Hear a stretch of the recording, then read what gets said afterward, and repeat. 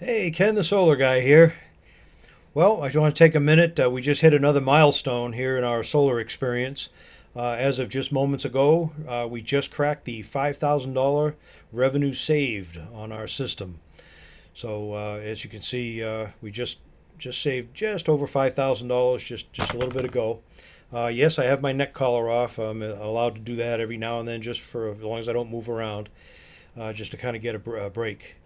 But anywho, this is where we're at here this month so far. Let's see, we've consumed 1.31 megawatt hours and produced 1.64 megawatt hours. So we're ahead of the game this month.